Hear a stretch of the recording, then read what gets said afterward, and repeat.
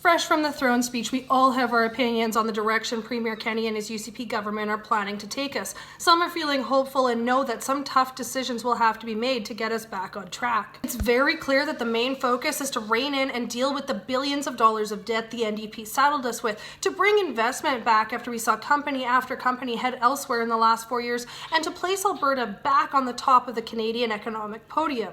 Jason Kenney is calling this the summer of renewal, but I'm going to continue to call it the summer of repeal, because that's exactly what it is. We're about to see a mass undoing of virtually all of Rachel Notley's NDP's damaging policies. Now, if you expected Rachel Notley to be humbled by her new role as leader of the official opposition, you are about to be very disappointed. Rather than accepting defeat and eating humble pie, she grabbed the angry, fear-mongering pie and handed a big serving to every member of her party. I get the anger, I really do, but Rachel slammed each and every point made in the speech and called it a complete look backwards that prepares Albertans for 20 years ago, that the UCP plan is bad news filled with doom and gloom. Rachel is appalled that Jason Kenney would dare to eliminate her climate leadership plan and the carbon tax that comes with it, saying that Albertans did not vote for a government that rejects the need for responsible action on climate change or denies it altogether. However, if you actually look at the UCP's plan, it states clear as day that Jason Kenney does in fact have a plan to reduce emissions,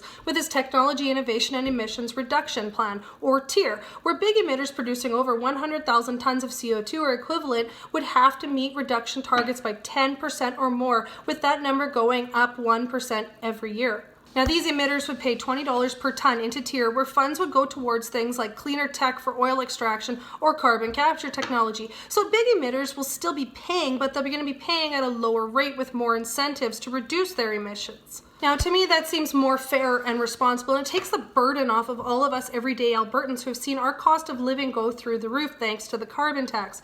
But Rachel never understood that or listened to us. She just told us to suck it up and take the bus. What really had me saying what the duck was when she said that eliminating her climate leadership plan would be bad news for our energy industry and bad news for our energy workers. Really?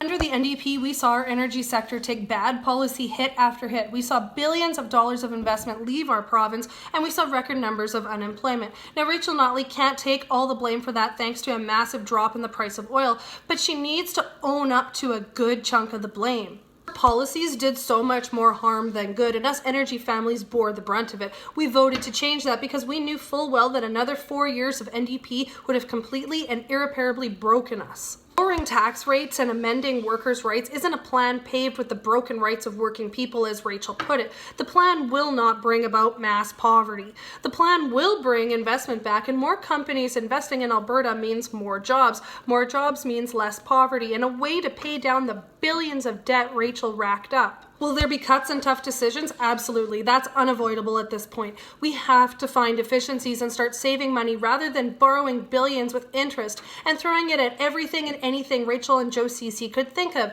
Is it going to hurt as much as she likes to scare people with? Likely not. But I will give Rachel credit when it's due, when she stood with Jason Kenney against Ottawa's Bills C-48 and 69, stating that if Alberta is going to keep working for Canada, then Canada had better start working for Alberta. Kenney's UCP have hit the ground running and promises to fulfill each and every one of the 375 promises they made in their platform, and the carbon tax is the first to go May 30th. But if you take Rachel's word for it, it's all bad news. Almost as if the last 4 years were some magical fairyland in Rachel's eyes and that they were the best government Alberta has ever seen. So as we kick off the UCP summer of repeal, Rachel will kick off her summer of doom and terror.